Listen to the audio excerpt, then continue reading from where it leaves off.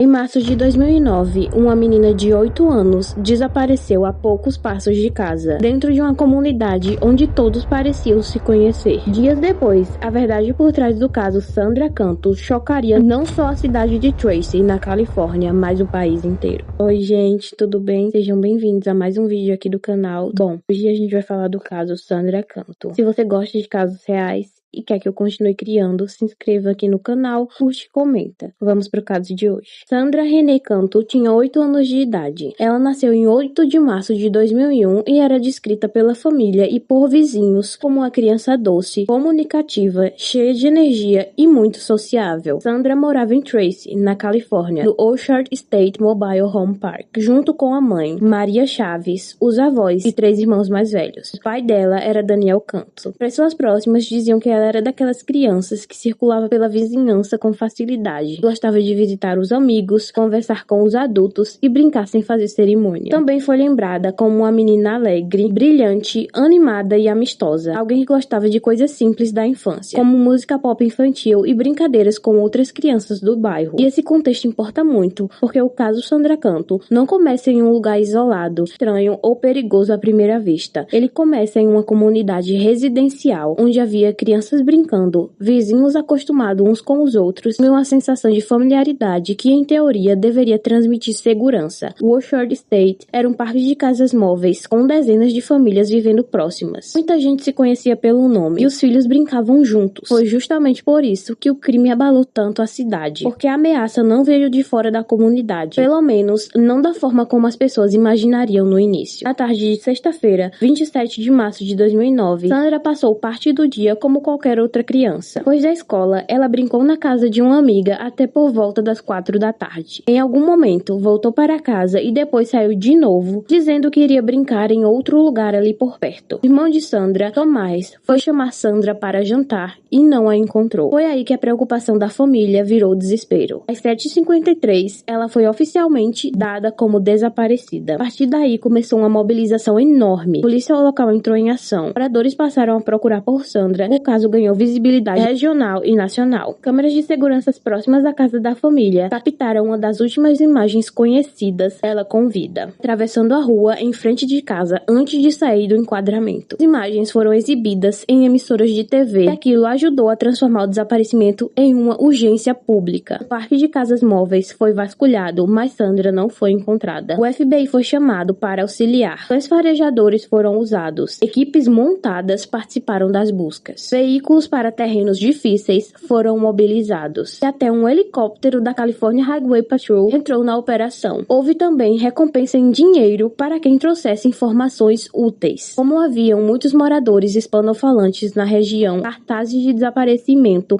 foram divulgados em espanhol para ampliar a busca. No começo, a investigação parecia seguir um caminho bem diferente daquele que se confirmaria depois. Um homem da região, que anos antes havia sido visto dando um beijo na boca de Sandra em uma piscina, voltou a ser ouvido, mas acabou descartado em um estágio inicial. Até o perfil imaginado por especialistas não apontava para o tipo de pessoa que seria preso mais tarde. Isso mostra como a polícia ainda estava tentando entender a partir do zero o que realmente havia acontecido. Nesse cenário que o nome Melissa Workaby começou a ganhar peso. Melissa Workaby tinha 28 anos na época do crime. O nome de nascimento dela era Melissa Chantel Lawless. Ela também morava no Orchard State Mobile Home Park. Mais do que isso, ela não era uma estranha para Sandra. A filha pequena de Melissa era amiga de Sandra. Melissa vivia com os avós e com a filha. Era conhecida na comunidade por ensinar na escola dominical de uma igreja próxima, onde o avô dela era pastor. Mãe, vizinha, ligada à igreja, integrada à rotina local. Para muita gente, isso tornava a ideia do envolvimento dela no crime muito difícil de aceitar. No entanto, a investigação começou a notar uma sequência de coincidências incômodas demais para serem ignoradas. No próprio dia em que Sandra desapareceu, Melissa enviou uma mensagem de texto para Maria Chaves, mãe de Sandra. Na mensagem, ela dizia algo na linha de: avise a polícia que alguma coisa minha foi roubada hoje, por volta das 4 da tarde. Não sei se isso faz diferença ou não. No dia seguinte ao desaparecimento, durante o clima de vigília, angústia e procura, Melissa procurou a polícia e disse que havia encontrado um bilhete no chão. O bilhete, cheio de erros de escrita, dizia que Sandra estava trancada em uma mala roubada e jogada colocada na água. Numa região relacionada a Bakiti Road, sozinha, essa informação já era meio perturbadora. Somada à mensagem sobre a mala supostamente roubada, ela passou a ser vista de outra forma. Os investigadores começaram a se perguntar como era possível que justamente a pessoa que relatou o roubo de uma mala fosse também a pessoa que aparecesse com um bilhete falando de uma mala roubada ligada ao desaparecimento da menina. No começo, mesmo assim, Melissa ainda não era tratada como a principal suspeita. Segundo os relatos posteriores do caso, a polícia a ouviu mais de uma vez, mas parte do comportamento dela foi interpretado num primeiro momento como algo chamativo, teatral, uma tentativa de se colocar no centro da situação e não necessariamente uma prova de envolvimento direto. Só que tudo isso mudou no dia 6 de abril de 2009. Naquela data, 10 dias depois do desaparecimento, uma mala foi encontrada em um lago ou reservatório de irrigação numa área rural do condado de San Joaquim. A descoberta aconteceu durante um processo rotineiro de drenagem daquele local. Quando a água baixou, a mala apareceu. Dentro dela estava o corpo de Sandra. A confirmação encerrou a esperança da família e transformou definitivamente o caso em uma investigação de homicídio. A partir desse momento, a ligação entre Sandra, a mala e Melissa Rookaby começou a se apertar de forma cada vez mais séria. A investigação revisou a linha do tempo com mais precisão. As imagens da câmera perto da casa de Sandra mostravam a menina caminhando na direção de uma área onde ficava a residência de Melissa. As mesmas câmeras também teriam captado o SUV de Melissa deixando o parque pouco tempo depois. Em seguida, as autoridades analisaram imagens de outra câmera, desta vez no estacionamento da igreja onde Melissa atuava na escola dominical. Segundo a acusação, cerca de 85 minutos depois da ligação sobre a mala, ela foi filmada saindo da igreja e retornando aproximadamente meia hora depois. Exatamente nesse intervalo que entram duas testemunhas importantes. O fuzileiro naval aposentado e a esposa dele disseram ter visto Melissa e o veículo dela perto do lago de irrigação, naquela mesma área indicada pelo bilhete. Outro ponto central foi a própria mala. O corpo de Sandra foi encontrado dentro de uma mala Ed Bauer, exatamente a marca do item que Melissa disse ter sido roubado. Para os investigadores, isso deixava de ser coincidência e passava a ser evidência. Não foi só isso. Uma busca ligada ao caso, agentes também apreenderam um rolo de massa na igreja, associado à família de Melissa. O objeto tinha vestígios de sangue e estava torto. Também apresentava DNA de Sandra. Os laudos também apontaram que havia lesões compatíveis com o uso daquele objeto para abusar sexualmente de Sandra. Além disso, exames toxicológicos indicaram a presença de alprazolam no organismo de Sandra, um medicamento de efeito sedativo. O mesmo tipo de substância foi encontrado, segundo a acusação, na casa e na bolsa de Melissa. Ou seja, a mala, o bilhete, as testemunhas, as imagens da câmera e o DNA e a presença do sedativo foram montando um quadro que aproximava Melissa Rookaby do crime de forma muito forte. A polícia acredita que Sandra foi morta dentro das dependências da igreja. Quando pressionada pelo avanço das evidências, Melissa apresentou uma versão que passou a ser citada em documentos do caso. Segundo essa narrativa, Sandra teria entrado na mala dentro do trailer como parte de uma brincadeira e ficado ali tempo demais, vindo a sufocar. Essa foi uma versão dada por Melissa. Não foi um fato aceito pela acusação. Os promotores recusaram essa explicação e sustentaram que os elementos forenses apontavam para homicídio. Melissa Rookaby foi presa em 10 de abril de 2009. A prisão teve um efeito devastador na comunidade, porque a suspeita principal não era um desconhecido que havia passado por ali. Era uma vizinha, uma mulher conhecida, uma mãe, uma pessoa ligada à igreja e à convivência diária. Inicialmente, ela enfrentou acusações gravíssimas, incluindo homicídio, sequestro e crimes sexuais relacionados ao caso. Mais tarde, parte dessas acusações seria retirada dentro do acordo judicial. Em junho de 2009, Melissa se declarou inocente das acusações principais. O caso permaneceu por um bom tempo cercado de sigilo e ordem de silêncio judicial. Isso fez com que muitos detalhes só viessem a público bem depois. Então, quando se fala no julgamento de Melissa, existe uma coisa importante. Não houve um julgamento completo diante do júri para decidir se ela era culpada ou inocente, porque esse processo foi interrompido por um acordo. Dia 10 de maio de 2010, mais de um ano do desaparecimento e a prisão, Melissa Rookaby mudou sua declaração e se declarou culpada por homicídio em primeiro grau e sequestro com agravantes. Em troca, o Ministério Público retirou outras acusações e deixou de buscar pena de morte. A acusação tinha elementos para pleitear pena capital e o acordo judicial encerrou essa possibilidade em troca de admissão de culpa. A sentença veio em 14 de junho de 2010. Melissa Rookaby foi condenada à prisão perpétua, sem possibilidade de liberdade condicional. Na audiência, ela pediu perdão à família de Sandra, à própria família, à filha e à comunidade de Tracy. Ela disse que ainda não entendia por que tinha feito aquilo. É importante separar o que ela disse do que o processo demonstrou. A declaração dela não trouxe uma explicação convincente sobre o motivo do crime, e o caso permaneceu marcado justamente por essa ausência de um motivo simples e plenamente compreensível. Sobre a causa da morte, o que se tornou público depois foi que Sandra morreu por asfixia homicida. Promotores apresentaram a versão de que Melissa usou um pedaço de tecido amarrado como laço para matar a menina. Também citaram a presença do sedativo no corpo de Sandra e os achados relacionados ao rolo de massa. O mais importante aqui é entender que o conjunto de evidências físicas e circunstanciais sustentou a condenação e que a própria ré se declarou culpada. Quando se fala em motivação, ainda hoje esse é um dos aspectos mais debatidos no caso. Autoridades ligadas à acusação levantaram a hipótese de que Melissa Rokeby pudesse estar buscando atenção, tentando se colocar no centro da crise e até na posição de quem descobriria pistas importantes. O bilhete, a mensagem sobre a mala e o comportamento dela nos dias seguintes foram interpretados dentro dessa teoria. Alguns relatos também mencionaram discussões sobre um padrão de comportamento associado à necessidade extrema de atenção. Isso foi tratado como hipótese discutida por promotores e comentaristas do caso, não como uma verdade definitiva. Em resumo, a justiça conseguiu definir quem era responsável criminal, mas o motivo íntimo, direto e explicado nunca ficou totalmente claro. Talvez seja justamente isso que torne o caso ainda mais perturbador, porque em muitos crimes as pessoas procuram um porquê que organize a tragédia em alguma lógica. Ciúme, vingança, dinheiro, raiva antiga. No caso Sandra Canto, as pessoas se depararam com algo mais nebuloso. Uma mulher que vivia na comunidade, cuja filha era amiga da vítima e que acabou associada a uma sequência de ações frias, calculadas e difíceis de explicar com uma motivação única e simples. Para a família de Sandra, a condenação foi apenas uma parte do processo do luto. A mãe, Maria Chaves, enfrentou o desaparecimento, a esperança, a descoberta do corpo e depois a realidade de saber que a responsável era alguém de dentro da própria comunidade. O pai, Daniel Canto, e outros parentes também falaram da devastação causada pela perda. Em audiência, a família expressou dor, não apenas pelo crime em si, mas por tudo o que Sandra representava. Uma menina inocente, cheia de vida, que teve o futuro interrompido de forma brutal. A cidade de Tracy também ficou profundamente marcada. Durante a busca, houve mobilização massiva de voluntários. Depois da descoberta do corpo e da prisão de Melissa, o sentimento passou a ser de choque, incredulidade e traição. Sobre a vida de Melissa na prisão, ela cumpre prisão perpétua, sem possibilidade de liberdade condicional no sistema prisional da Califórnia. Fora isso, não existem muitos detalhes públicos confiáveis sobre a rotina dela na prisão. No fim das contas, esse não é apenas um caso sobre a investigação criminal, é um caso sobre confiança quebrada, sobre uma criança que estava no lugar onde deveria estar segura, sobre uma comunidade que precisou aceitar que o perigo podia ter o rosto de alguém familiar, sobre uma família que nunca mais será a mesma. Se esse caso te marcou, a principal coisa a lembrar é que Sandra Canto não deve ser reduzida apenas ao crime que interrompeu a vida dela. Antes de ser vítima de um caso famoso, ela era uma menina real, com família, amigos, escola, rotina, preferências e afeto ao redor. Talvez o gesto mais respeitoso ao contar essa história seja justamente esse, manter Sandra no centro. Obrigada por me acompanhar até aqui. Se você gosta de conteúdos nesse formato, com profundidade, responsabilidade e respeito às vítimas, continue acompanhando o canal. Fiquem com Deus e até o próximo caso.